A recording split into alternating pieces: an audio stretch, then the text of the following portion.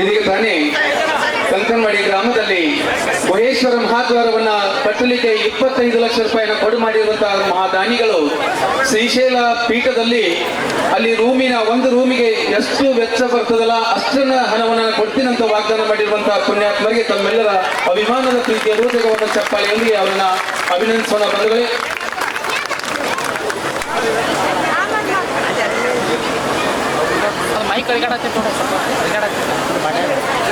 ಈಗ ಜಗದ್ಗುರು ಮಹಾಸನ್ನಿಧಿ ಅವರಿಂದ ಆಶೀರ್ವಚನ ತಾವೆಲ್ಲರೂ ಶಾಂತ ರೀತಿಯಿಂದ ಕುಳಿತು ಆಲಿಸುವ ಎಂದು ತಮ್ಮಲ್ಲಿ ಕೇಳ್ಬೋದು. ಓಂ ಶಕ್ತಿ ವಿಶಿಷ್ಟ ಪರಬ್ರಹ್ಮಣೇ ನಮಃ. ಪಂಡಿತಂ ಪಂಡಿತಾರಾಧ್ಯಂ ಪಿಂಡಾದಿಸ್ಥಲಬೋಧಕಂ ಅಖಂಡಂ ದಂಡವದ್ವಂದೇ ಸೂರ್ಯಮಂಡಲ ಮಂಡಿತಂ. ಸದಾ ಸ್ಮರಣೀಯರಾದ ಶ್ರೀಶೈಲ ಪೀಠದ ಗುರು ಪರಂಪರೆಯನ್ನು ಭ್ರಮರಾಂಭ ಮಲ್ಲಿಕಾರ್ಜುನ ಸ್ವಾಮಿಯರನ್ನ ಮನದಲ್ಲಿ ನೆನೆದು ವ್ಯೋಮಮೂರ್ತಿ ಅಲ್ಲಮ ಪ್ರಭುದೇವರ ತಪೋಭೂಮಿಯಾದ ಕಂಕನವಾಡಿಯ ಗುಹೇಶ್ವರ ಗಡ್ಡೆಯ ಪವಿತ್ರ ಸ್ಥಳದಲ್ಲೇ ನಿರ್ಮಾಣಗೊಂಡಿರುವ ಮಹಾದ್ವಾರದ ಲೋಕಾರ್ಪಣೆ ತಮ್ಮ ನಿಮಿತ್ತ ನಡೆದುಕೊಂಡು ಬರ್ತಾ ಇರುವಂತಹ ಈ ಧರ್ಮ ಸಮಾರಂಭದ ಪವಿತ್ರ ವೇದಿಕೆಯಲ್ಲಿ ಉಪಸ್ಥಿತರಿರುವ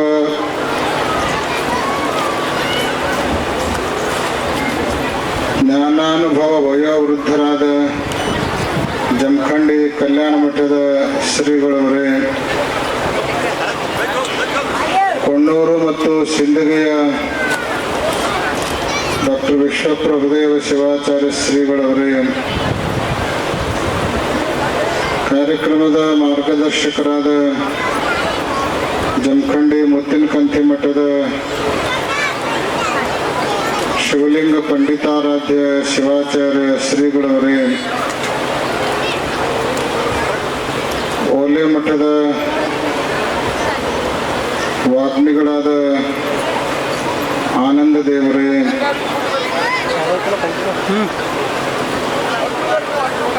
ಮಹಾದಾನಿಗಳು ಗುರುಲಿಂಗ ಜಂಗಮ ಪ್ರೇಮಿಗಳು, ಶ್ರೀಶೈಲ ಮಲ್ಲಿಕಾರ್ಜುನನ ಪರಮ ಭಕ್ತರೂ ಆದ ಈ ಮಹಾದ್ವಾರವನ್ನು ನಿರ್ಮಾಣ ಮಾಡಿಕೊಟ್ಟಿರುವಂತಹ ಶ್ರೀ ಗಿರೀಶ್ ಕಿರ್ಮಲ್ಲಪ್ಪ ಹೊಸೂರು ದಂಪತಿಗಳವರೇ, ಕಾರ್ಯಕ್ರಮವನ್ನು ನಿರೂಪಿಸ್ತಾ ಇರುವಂತಹ ವೇದಮೂರ್ತಿ ಮಹೇಶ್ ವೇದಮೂರ್ತಿ ಕಾಡೇ ಸ್ವಾಮಿಗಳವರೇ, ಯಾವತ್ತೂ ದೇವಸ್ಥಾನ ಕಮಿಟಿಯ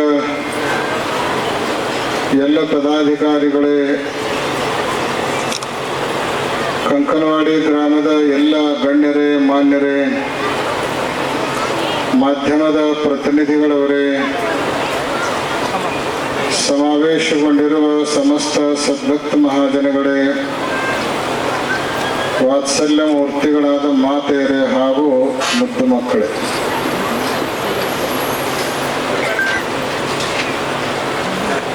ಕಂಕನವಾಡಿ ಅಲ್ಲಮ ಪ್ರಭುದೇವರ ಗುಹೇಶ್ವರ ಗಡ್ಡೆಯನ್ನ ತನ್ನೊಳಗೆ ಇರಿಸಿಕೊಳ್ಳೋದರ ಮೂಲಕ ಜಮಖಂಡಿ ತಾಲೂಕಿನಲ್ಲಿ ಪವಿತ್ರ ಪುಣ್ಯಕ್ಷೇತ್ರ ಅಂತ ಕರೆಸಿಕೊಂಡಿರುವಂಥ ಒಂದು ಶ್ರೇಷ್ಠವಾದ ಗ್ರಾಮ. ಈ ಗ್ರಾಮದಲ್ಲಿ ನೂತನವಾಗಿ ನಿರ್ಮಾಣಗೊಂಡಿರುವಂತಹ ಮಹಾದ್ವಾರದ ಲೋಕಾರ್ಪಣೆಯ ನಿಮಿತ್ತ ಬಹಳ ವಿಶೇಷವಾಗಿರುವಂಥ ಸಮಾರಂಭ ನಡೀತಾ ಇದೆ. ಶ್ರೀಶೈಲಕ್ಕೂ ಮತ್ತು ಕಂಕಣವಾಡಿಗೂ ಕಳ್ಳಬಳ್ಳಿ ಸಂಬಂಧ. ಯಾಕೆ ಅಂತ ಕೇಳಿದ್ರೆ, ಯಾವ ಅಲ್ಲಮ ಪ್ರಭುದೇವರು ತಪಸ್ಸನ್ನು ಮಾಡೋದರ ಮೂಲಕ ಗುಹೇಶ್ವರ ಕ್ಷೇತ್ರ ನಿರ್ಮಾಣ ಆಗಲಿಕ್ಕೆ ಕಾರಣೀಭೂತರಾದರೂ, ಆ ಅಲ್ಲಮ ಪ್ರಭುದೇವರು ಕೊನೆಗೆ ಐಕ್ಯವಾದ ಸ್ಥಳ ಯಾವುದು ಅಂದ್ರೆ ಅದು ಶ್ರೀಶೈಲ. ಶ್ರೀಶೈಲ ಒಂದು ದೃಷ್ಟಿಯಿಂದ ಭೌಗೋಳಿಕವಾಗಿ ಆಂಧ್ರ ಪ್ರದೇಶದಲ್ಲಿದ್ರೂ ಕೂಡ ಭಾವನಾತ್ಮಕವಾಗಿ ಕರ್ನಾಟಕಕ್ಕೆ ಅತಿ ಹೆಚ್ಚು ಸಂಬಂಧಪಡ್ತಾ ಇರುವಂತಹ ಪುಣ್ಯಕ್ಷೇತ್ರ. ಹೆಸರಿಗೆ ಆಂಧ್ರ ಪ್ರದೇಶ, ಆದರೆ ಅತಿ ಹೆಚ್ಚಿನ ಸಂಖ್ಯೆಯಲ್ಲಿ ಶ್ರೀಶೈಲಕ್ಕೆ ಬರುವ ಭಕ್ತರು ಎಲ್ಲಿಯವರು ಅಂದ್ರೆ ಕರ್ನಾಟಕದವರು ಹೆಚ್ಚಿನ ಸಂಖ್ಯೆಯಲ್ಲಿ ಬರುವಂಥವ್ರು. ಅದು ಬರೀ ಇವತ್ತು ನಿನ್ನೆಯಿಂದ ಅಲ್ಲ, ಶತಶತಮಾನಗಳಿಂದಲೂ ಕೂಡ ಈ ಪರಂಪರೆ ನಡೆದುಕೊಂಡು ಬಂದಿರುವಂತಹದ್ದು. ಕರ್ನಾಟಕದ ಶಿವಮೊಗ್ಗ ಜಿಲ್ಲೆಯ ಶಿಕಾರಿಪುರ ತಾಲೂಕಿನ ಉಡುತಡಿಯಲ್ಲಿ ಜನ್ಮ ತಾಳಿರುವಂತ ಅಕ್ಕಮಹಾದೇವಿಯೂ ಕೂಡ ಕೊನೆಗೆ ಹೋಗಿದ್ದು ಎಲ್ಲೇ ಅಂದ್ರೆ ಶ್ರೀಶೈಲಕ್ಕನ. ಬಳ್ಳಿಗಾವಿಯಲ್ಲಿ ಜನಿಸಿರುವಂತಹ ಅಲ್ಲಮ ಪ್ರಭುದೇವರು ಕೂಡ ಲೋಕ ಕಲ್ಯಾಣವನ್ನು ಮಾಡ್ತಾ ಮಾಡ್ತಾ ಅಲ್ಲಲ್ಲೇ ಅನುಷ್ಠಾನ ತಪಸ್ಸುಗಳನ್ನು ಮಾಡಿ ಜನರನ್ನು ಉದ್ಧಾರ ಮಾಡಿ ಅಂತಿಮವಾಗಿ ಐಕ್ಯ ಆದದ್ದು ಎಲ್ಲೇ ಅಂದ್ರೆ ಶ್ರೀಶೈಲದಲ್ಲೇನೆ. ಸಮೀಪದ ಮಹಾರಾಷ್ಟ್ರ, ಈಗ ಮಹಾರಾಷ್ಟ್ರ, ಮೊದಲು ಕರ್ನಾಟಕದಾಗ ಇತ್ತು ಸೊಲ್ಲಾಪುರ ಒಂದು ಕಾಲಕ್ಕೆ. ಅಂತಹ ಸೊಲ್ಲಾಪುರದಿಂದ ಸಿದ್ದರಾಮೇಶ್ವರರು ತಮ್ಮ ಆಧ್ಯಾತ್ಮಿಕ ಶಕ್ತಿಯನ್ನ ಪಡೆದುಕೊಂಡದ್ದು ಎಲ್ಲಿಂದ ಅಂತ ಕೇಳಿದ್ರೆ ಶ್ರೀಶೈಲದಿಂದನೇ. ಹೀಗಾಗಿ ಶ್ರೀಶೈಲ ಅನ್ನೋದು ಕರ್ನಾಟಕ ಮತ್ತು ಕರ್ನಾಟಕ ಭಕ್ತರನ್ನು ಕಡೆಗಣಿಸಿದ್ರೆ ಕಲ್ಪನೆ ಮಾಡ್ಕೊಳ್ಳಕ್ಕನ ಸಾಧ್ಯ ಇಲ್ಲ ಅನ್ನುವಷ್ಟರ ಮಟ್ಟಿಗೆ ಕರ್ನಾಟಕದೊಂದಿಗೆ ನಂಟನ್ನು ಇಟ್ಕೊಂಡಿರುವಂತಹ ಪುಣ್ಯಕ್ಷೇತ್ರ ಶ್ರೀಶೈಲ.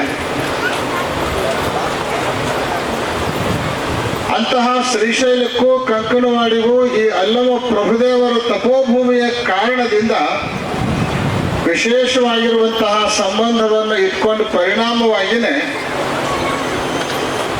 ನಮ್ಮ ಗಿರೀಶ್ ಹೊಸೂರು ದಂಪತಿಗಳವರು ನಿರ್ಮಾಣ ಮಾಡಿರುವಂತಹ ಈ ಮಹಾದ್ವಾರದ ಉದ್ಘಾಟನೆಗೆ ಆ ಗುಹೇಶ್ವರನ ಇಚ್ಛಾ ಇರ್ಬೇಕಂತ ಕಾಣಿಸ್ತದ. ಗುಹೇಶ್ವರನ ಇಚ್ಛಾ ಇರಬೇಕು ಅಂತ ಕಾಣಿಸ್ತದ. ಶ್ರೀಶೈಲದ ಜಗದ್ಗುರುಗಳೇ ಬಂದು ಅದನ್ನು ಉದ್ಘಾಟನೆ ಮಾಡಬೇಕು ಅನ್ನೋದು ಅವನ ಸಂಕಲ್ಪ ಇರಬೇಕು ಬಹುತೇಕ. ಜೊತೆಗೆ ಯೋಗ ಈ ಮಹಾದ್ವಾರವನ್ನು ನಿರ್ಮಾಣ ಮಾಡಿರುವಂತಹ ನಮ್ಮ ಗಿರೀಶ್ ಹೊಸೂರು ದಂಪತಿಗಳವರು ಮನೆದೇವರು ಕೂಡ ಶ್ರೀಶೈಲ ಮಲ್ಲಯ್ಯನೇ ಅದಾನ. ಅವ್ರದ್ದು ದೃಢವಾದ ಸಂಕಲ್ಪ, ಗುಹೇಶ್ವರನ ಇಚ್ಛೆ, ಅಲ್ಲಮ ಪ್ರಭುದೇವರ ಸಂಕಲ್ಪ ಎಲ್ಲವೂ ಸೇರಿ ಇವತ್ತು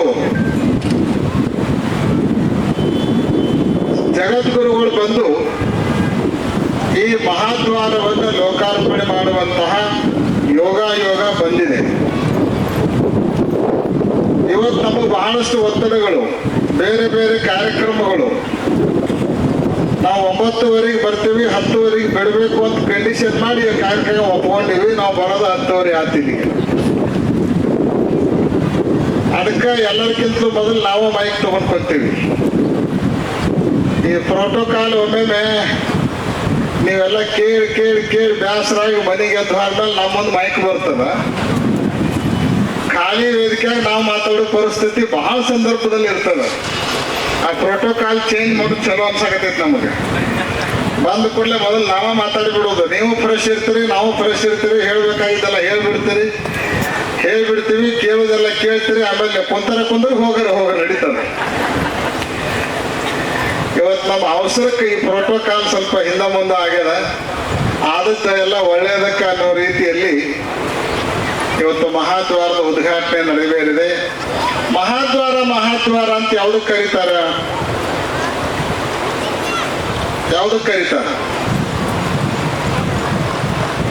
ಮಹಾದ್ವಾರ ಯಾವುದು ಅಂದ್ರೆ ಯಾವ ದ್ವಾರಕ್ಕೆ ಬಾಗಿಲಿರಂಗಿಲ್ಲೋ ಅದಕ್ಕೆ ಮಹಾದ್ವಾರ ಅಂತ ಕರೀತಾರೆ.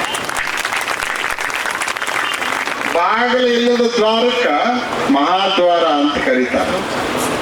ಬಾಗಿಲು ಇತ್ತು ಅಂದ್ರ ಅದು ಯಾವುದರ ಸಂಕೇತ ಅಂತ ಕೇಳಿದ್ರೆ ಆ ದ್ವಾರ ಒಳಗ ಕೆಲವರಿಗೆ ಮಾತ್ರ ಬರ್ಲಿಕ್ಕೆ ಅವಕಾಶ ಇದೆ, ಕೆಲವರಿಗೆ ಬರ್ಲಕ್ಕೆ ಅವಕಾಶ ಇಲ್ಲ ಅನ್ನೋದ್ರ ಪ್ರತೀಕನ ಬಾಕ್ಲಿತ್ತಂದ್ರೆ ಎಲ್ಲರಿಗೂ ಪ್ರವೇಶ ಇರಂಗಿಲ್ಲ, ಎಲ್ಲ ಸಮಯದಾಗೂ ಪ್ರವೇಶ ಇರಂಗಿಲ್ಲ. ಯಾವಾಗ ಬೇಕು ಅವಾಗ ಬಂದ್ ಮಾಡ್ಬೋದು, ಯಾವಾಗ ಬೇಕು ಅವಾಗ ನೀವು ಓಪನ್ ಇಡ್ಬೋದು. ಯಾರಿಗೆ ಬೇಕು ಅವರಿಗೆ ಓಪನ್ ಇಡ್ಬೋದು, ಯಾರಿಗೆ ಬೇಕು ಅವರಿಗೆ ಬಂದ್ ಇಡ್ಬೋದು. ಆದ್ರೆ ಮಹಾದ್ವಾರ ಯಾವುದು ಅಂದ್ರೆ ಯಾವಾಗ ಬೇಕು ಅವಾಗಲ್ಲ, ಯಾವಾಗಲೂ ಓಪನ್ ಇರುವಂತಹದ್ದು. ಯಾರಿಗೆ ಬೇಕು ಅವರಿಗೆಲ್ಲ ಎಲ್ಲರಿಗೂ ಓಪನ್ ಇರುವಂತಹ ಯಾವ ದ್ವಾರ ಐತಲ್ಲ ಅದಕ್ಕೆ ಮಹಾದ್ವಾರ ಅಂತ ಕರ್ಕೊಂಡು ಬರ್ತಾರ. ಮನೆಗೂ ನೀವು ದ್ವಾರ ಕಟ್ಟಿರ್ತೀರಿ, ಮಹಾದ್ವಾರ ಆಗಂಗಿಲ್ಲ ಅದು. ಯಾಕೆ ಅಂದ್ರೆ ನಿಮ್ಮ ಮನೆಯೊಳಗೆ ಕೆಲವರಿಗೆ ಪ್ರವೇಶ, ಕೆಲವರಿಗೆ ನಿಷೇಧ ಇರ್ತದ. ಶತ್ರುಗಳಿಗೆ ನಿಷೇಧ, ಮಿತ್ರರಿಗೆ ಪ್ರವೇಶ, ಬಂಧು ಬಾಂಧವರಿಗೆ ಪ್ರವೇಶ, ಬೇರೆಯವರಿಗೆ ನಿಷೇಧ. ಹೀಗ ದ್ವಂದ್ವಗಳನ್ನು ಹೊಂದಿರುವಂತಹದ್ದು ದ್ವಾರ. ದ್ವಂದ್ವ ರಹಿತವಾಗಿರುವಂತಹದ್ದೇನೆ ಮಹಾದ್ವಾರ ಅಂತ ಕರೆಸ್ಕೊಳ್ತದ. ಅಂತಹ ಮಹಾದ್ವಾರವನ್ನ ಇವತ್ತು ನೀವೆಲ್ಲ ನಿರ್ಮಾಣ ಮಾಡ್ಕೊಂಡಿದ್ದೀರಿ. ಮಹಾದ್ವಾರ ಇದು ಯಾವುದರ ಸಂಕೇತ ಅಂತ ಕೇಳಿದ್ರೆ ನಮ್ಮ ಮನಸ್ಸನ್ನ ನಾವು ದ್ವಾರ ಮಾಡ್ಕೊಳ್ಬಾರ್ದು, ಮಹಾದ್ವಾರ ಮಾಡ್ಕೊಳ್ಬೇಕು ಅನ್ನೋದರ ಸಂಕೇತವೇ ಮಹಾದ್ವಾರವನ್ನು ನಿರ್ಮಾಣ ಮಾಡುವಂತಹದ್ದು. ಸರ್ವೇ ಸಾಮಾನ್ಯವಾಗಿ ಎಲ್ಲರ ಮನಸ್ಸು ಹೆಂಗಿರ್ತದಂದ್ರೆ ದ್ವಾರ ಇರ್ತತಿ. ಕೆಲವ್ರನ್ನ ಒಳಗೆ ಕರ್ಕೋತೀವಿ, ಕೆಲವ್ರನ್ನ ಒಳಗೆ ಕರ್ಕೊಳಂಗಿಲ್ಲ. ಬೇಕಾದವ್ರನ್ನ ಒಳಗೆ ಇಟ್ಕೊಂಡಿರ್ತೀವಿ, ಬೇಡಾದವ್ರನ್ನ ಹೊರಗೆ ಹಾಕಿರ್ತೀವಿ ನಾವು. ಆದ್ರೆ ನಮ್ಮ ಮನಸ್ಸು ಹೆಂಗಿರ್ಬೇಕು ಅಂದ್ರೆ ಮುಕ್ತವಾಗಿರ್ಬೇಕು.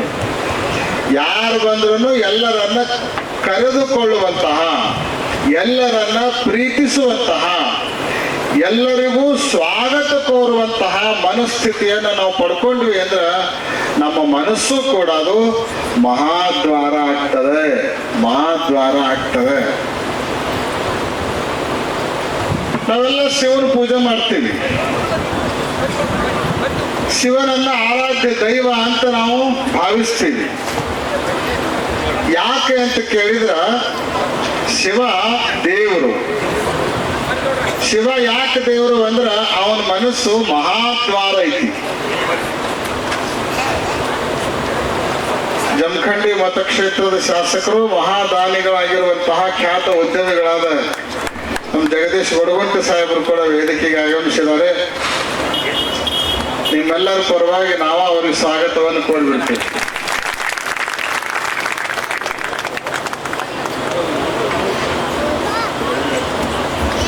ಶಿವನು ಎಲ್ಲರಿಗೂ ತನ್ನ ಮನೆಯೊಳಗೆ ಪ್ರವೇಶವನ್ನು ಕೊಟ್ಟಿರುವಂಥವನು.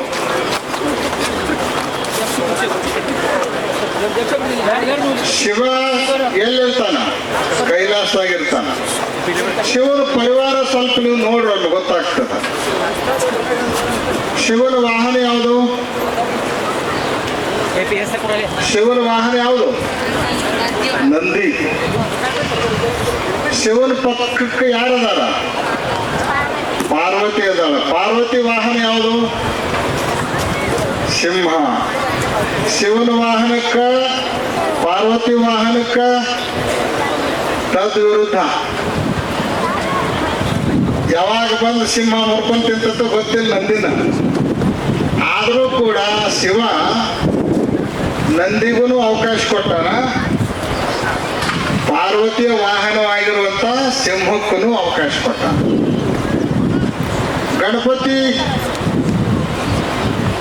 ಗಣಪತಿ ವಾಹನ ಯಾವುದು? ಇಲಿ. ಅದು ಗಣಪತಿ ಎಲ್ಲಿರ್ತಾನ? ಅವನು ಶಿವನ ಹತ್ರನೇ ಇರ್ತಾನೆ, ಶಿವನ ತೊಳಿ ಮೇಲೆ ಕುತ್ಕೊಂಡಿರ್ತಾನ. ಶಿವನ ಕೊಳಾಗ ಏನದ?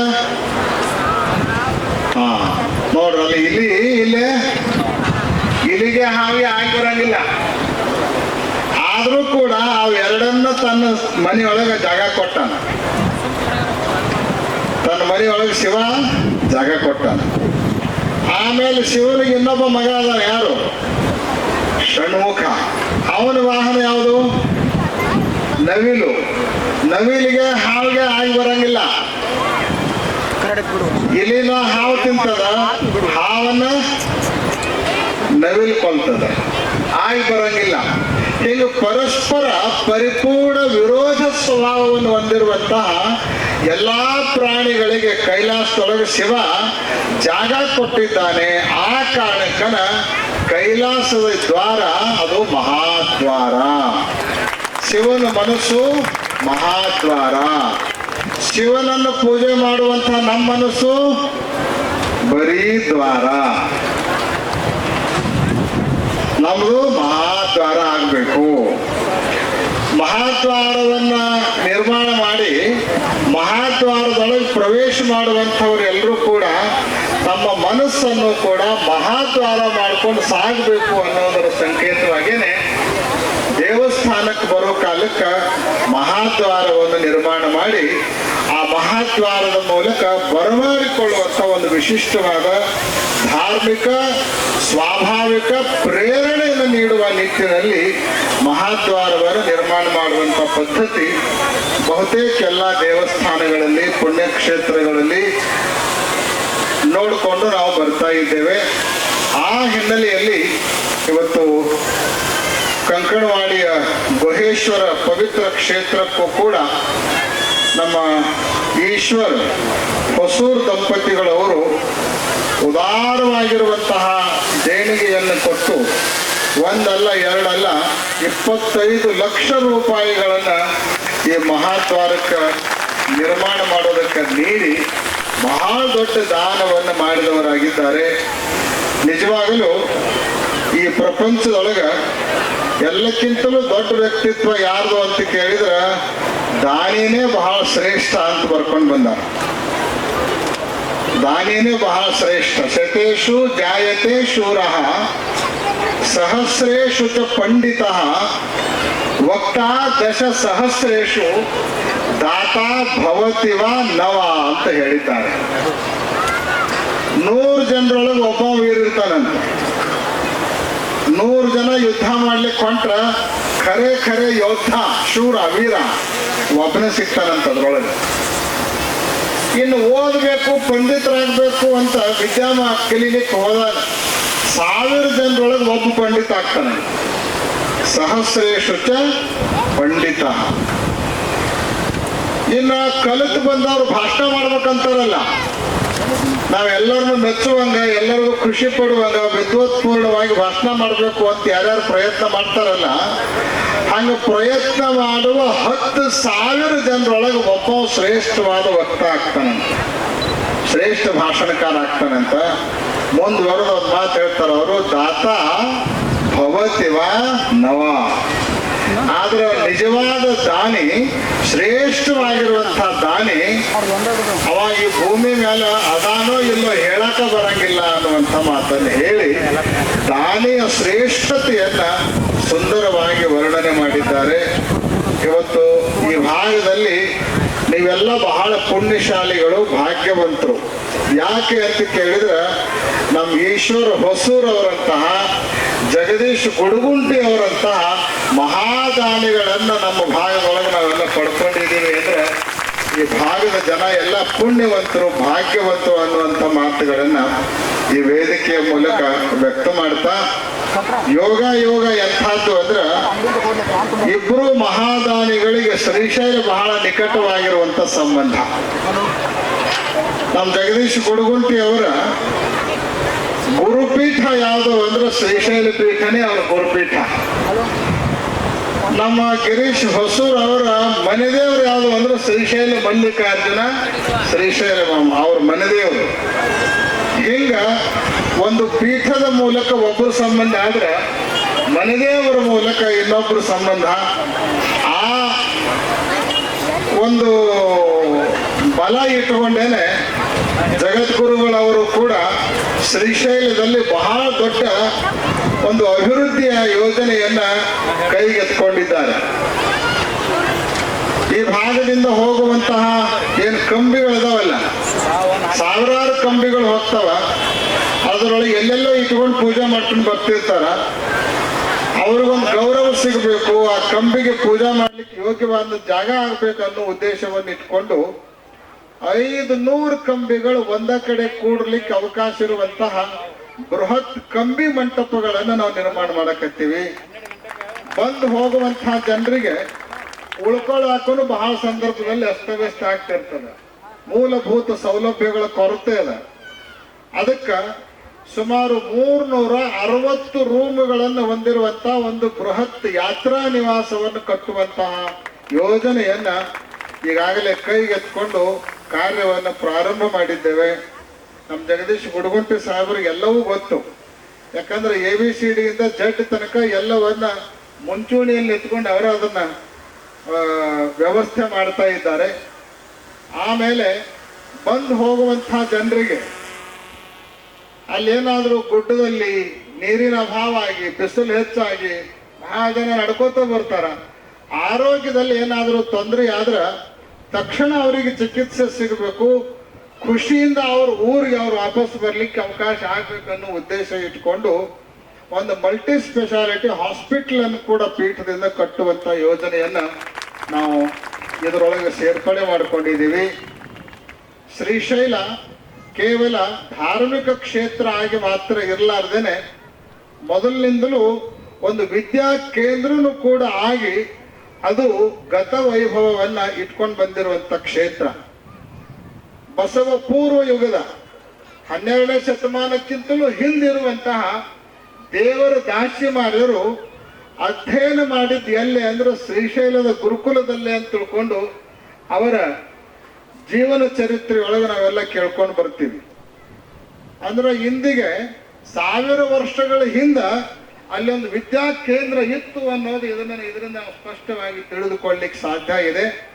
ಆ ವಿದ್ಯಾ ಕೇಂದ್ರದ ವಿದ್ಯಾಕ್ಷೇತ್ರದ ಗತವೈಭವವನ್ನು ಮತ್ತೆ ಮರುಸ್ಥಾಪನೆ ಮಾಡಬೇಕನ್ನೋ ಉದ್ದೇಶ ಇಟ್ಕೊಂಡು ಅಲ್ಲೊಂದು ರೆಸಿಡೆನ್ಸಿಯಲ್ ವಸತಿ ಶಾಲೆಯನ್ನು ಕೂಡ ಪ್ರಾರಂಭ ಮಾಡುವಂತಹ ಯೋಜನೆಯನ್ನು ನಾವು ಹಾಕೊಂಡಿದ್ದೀವಿ.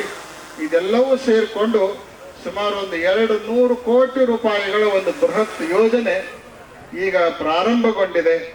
ಯೋಗ ಇವತ್ತು ಈ ಮಹಾದ್ವಾರವನ್ನು ನಿರ್ಮಾಣ ಮಾಡಿರುವಂತಹ ನಮ್ಮ ಈಶ್ವರ್ ಹೊಸೂರ್ ದಂಪತಿಗಳವರಿಗೆ ಈ ಅಭಿವೃದ್ಧಿ ಕಾರ್ಯಗಳ ಬಗ್ಗೆ ಗಮನಕ್ಕೆ ತೆಗೆದುಕೊಂಡು ಬಂದಾಗ ಜಗದ್ಗುರುಗಳು ನನಗೆ ಯಾವ ರೂಮ್ ಮಾಡಕ್ ಹೇಳ್ತಾರೋ ಅಂತಹದ್ದೊಂದು ರೂಮ್ ಅನ್ನ ನಮ್ಮ ಪರಿವಾರದ ವತಿಯಿಂದ ನಾವು ಶ್ರೀಶೈಲದಲ್ಲಿ ಮಾಡ್ತೀವಿ ಅನ್ನುವಂತಹ ವಾಗ್ದಾನವನ್ನ ಘೋಷಣೆಯನ್ನು ಕೂಡ ಅವರು ಬಹಳ ಉದಾರವಾಗಿರುವಂತ ಮನಸ್ಸಿನಿಂದ ಮಾಡಿದವರಾಗಿದ್ದಾರೆ. ಬಹಳ ಜನ ಬಹಳ ಗಳಿಸಿದವರು ಬಹಳ ದೊಡ್ಡವರಲ್ಲ, ಆದ್ರ ಗಳಿಸಿರುವಂತ ಸಂಪತ್ತನ್ನ ಒಳ್ಳೆಯ ಕಾರ್ಯಕ್ಕೂ ವಿನಿಯೋಗ ಮಾಡುವಂಥವನೇ ನಿಜವಾಗಲೂ ದೊಡ್ಡ ವ್ಯಕ್ತಿ ಅಂತ ಕರೆಸ್ಕೊಳ್ತಾನೆ. ಅಂಥ ಮನಸ್ಸನ್ನ ನಮ್ಮ ಈಶ್ವರ್ ಹೊಸೂರ್ ದಂಪತಿಗಳವರು ಹೊಂದಿದ ಪರಿಣಾಮವಾಗಿಯೇ ಇವತ್ತಿಲ್ಲಿ ಮಹಾದ್ವಾರ ನಿರ್ಮಾಣಗೊಳ್ಳಲಿಕ್ಕೆ ಕಾರಣ ಆಗ್ಯದ. ಅವರಿಗೆ ಮಲ್ಲಿಕಾರ್ಜುನ ಗುಹೇಶ್ವರ ಶ್ರೀಶೈಲ ಪೀಠದ ಎಲ್ಲ ಜಗದ್ಗುರುಗಳು ಪಂಚಾಚಾರ್ಯರು ಇನ್ನೂ ಹೆಚ್ಚಿನ ಆಯುಷ್ಯವನ್ನ ಆರೋಗ್ಯವನ್ನ ದಯಪಾಲಿಸಿ ಹೆಚ್ಚು ಇಂಥ ಒಳ್ಳೆಯ ಕಾರ್ಯಗಳನ್ನು ಮಾಡುವಂತ ಶಕ್ತಿಯನ್ನ ಅವರಿಗೆ ಅನುಗ್ರಹಿಸಲಿ ಅಂತ ತಿಳ್ಕೊಂಡು ಈ ಸಂದರ್ಭದಲ್ಲಿ ಹಾರೈಸಿ ಇದನ್ನು ಮುಗಿಸಿಕೊಂಡು ಇನ್ನೂ ಬೇರೆ ಬೇರೆ ಕಾರ್ಯಕ್ರಮಗಳಿಗೆ ನಿರ್ಗಮಿಸಬೇಕಾಗಿರುವಂತ ಒತ್ತಡದಲ್ಲಿ ಜಗದ್ಗುರುಗಳವರು ಇರೋಣದರಿಂದ ನೀವು ಯಾರೂ ಕೂಡ ಅನ್ಯಥಾ ಭಾವಿಸಲಾರ್ದನ ಜಗದ್ಗುರುಗಳು ನಿರ್ಗಮಿಸಿದ ನಂತರನೂ ಸಭಾ ನಡೀತದ. ನಾವೊಬ್ರು ಯಾರೇ ಮಾತಾಡಿ ಮುಗಿಸ್ಬಿಡ್ತೀವಿ, ನೀವು ಆಶೀರ್ವಚನ ಮಾಡಿಬಿಡ್ರಿ ಅಂತ ಸ್ವಾಮಿಗಳು ಹೇಳ್ತಾ ಇದ್ರು. ನಾವಂದ್ವಿ ಬಹಳ ಜನ ಸೆರ್ಯಾರ, ನಮ್ಮ ಅವಸರಕ್ಕ ಭಕ್ತರ ಭಾವನೆಗಳನ್ನ ನಿರೀಕ್ಷೆಯನ್ನು ಹುಸಿ ಮಾಡೋದು ಬೇಡ, ನಾವು ಮಾತನಾಡಿ ನಿರ್ಗಮಿಸ್ತೀವಿ, ನೀವು ಚೆನ್ನಾಗಿ ಅವರಿಗೆ ಧರ್ಮೋಪದೇಶವನ್ನು ಮಾಡಿ ಅಲ್ಲಿ ಅಡಿಗೆ ತಯಾರಾಗೋ ತನಕ ಕಾರ್ಯಕ್ರಮ ನಡೀಲಿ ಅಂತ ಹೇಳಿ ನಾವು ಮೊದಲ ಮಾತಾಡಿ ಈ ವೇದಿಕೆ ಮೇಲೆ ನಿರ್ಗಮಿಸ್ತಾ ಇದ್ದೇವೆ. ನಮ್ಮ ಎಲ್ಲ ಶ್ರೀಗಳವರು ಈ ಭಾಗದಲ್ಲಿ ಉತ್ತಮ ಕೆಲಸವನ್ನು ಮಾಡೋದ್ರ ಮೂಲಕ ಭಕ್ತರ ಭಾವನೆಗಳಿಗೆ ಸ್ಪಂದಿಸ್ತಾ ಈ ಭಾಗದಲ್ಲಿ ಧರ್ಮ ಜಾಗೃತಿಯನ್ನ ನಮ್ಮ ಎಲ್ಲಾ ಮಠಗಳ ಶ್ರೀಗಳವರು ಮಾಡ್ತಾ ಬರ್ತಾ ಇದ್ದಾರೆ. ಅದರ ಪರಿಣಾಮವಾಗಿಯೇ ಜಮಖಂಡಿ ಭಾಗದಲ್ಲಿ ಯಾವತ್ತೂ ಧರ್ಮ ಕಾರ್ಯಗಳು ಅದು ಪಟ್ಟಣದಲ್ಲಿ, ಹಳ್ಳಿಗಳಲ್ಲಿ ಎಲ್ಲ ಕಡೆಗೂ ಕೂಡ ನಡೀತಾ ಇರೋದನ್ನ ನಾವು ನೋಡ್ಕೊಂಡು ಬಂದವರಾಗಿದ್ದೇವೆ. ಅಷ್ಟೇ ಅಲ್ಲ, ಸ್ವತಃ ಜಗದ್ಗುರುಗಳವರು ಪೂರ್ವಾಶ್ರಮ ಅದು ಜಮಖಂಡಿ ತಾಲೂಕಿನವರೇ ಆಗಿರೋದ್ರಿಂದ ಜಮಖಂಡಿ ತಾಲೂಕಿಗೆ ನಾವು ಬರೋದು ಅಂದ್ರೆ ನಮಗೂ ಕೂಡ ತವ್ರ ಮನೆಗೆ ಬಂದಷ್ಟು ಖುಷಿಯನ್ನು ನಾವು ಪಡ್ತಾ ಇರ್ತೇವೆ. ಅದಕ್ಕೆ ಕಂಕಣವಾಡಿಯನ್ನು ಕೂಡ ಹೊರತಾಗಿಲ್ಲ ಅನ್ನುವಂಥ ಮಾತನ್ನ ಈ ಸಂದರ್ಭದಲ್ಲಿ ವ್ಯಕ್ತ ಮಾಡ್ತಾ ತಮ್ಮೆಲ್ಲರಿಗೂ ಕೂಡ ಒಳಿತನ್ನು ಬಯಸಿ ಸನ್ಮಂಗಲವನ್ನು ಹಾರೈಸಿ ಹೋಗುವಾಗ ಯಾರು ಪಾದ ಮುಟ್ಟಿ ನಮಸ್ಕಾರ ಮಾಡುವಂತ ಪ್ರಯತ್ನ ಮಾಡಬಾರದು. ಅಲ್ಲಿಂದಲೇ ನೀವು ಕೈ ಮುಗಿದ್ರೆ ಪಾದ ಮುಟ್ಟಿ ನಮ್ಮ ಮಾಡಿದ ನಮಸ್ಕಾರದ ಪುಣ್ಯನೇ ನಿಮಗೆಲ್ಲ ಪ್ರಾಪ್ತಿ ಆಗ್ತದೆ ಅಂತ ಹೇಳಿ ಸೂಚನೆಯನ್ನು ಕೊಟ್ಟು ಆಶೀರ್ವಚನವನ್ನು ಪೂರ್ಣಗೊಳಿಸ್ತಾ ಇದ್ದೇವೆ. ಓಂ ಶಾಂತಿ ಶಾಂತಿ ಶಾಂತಿ.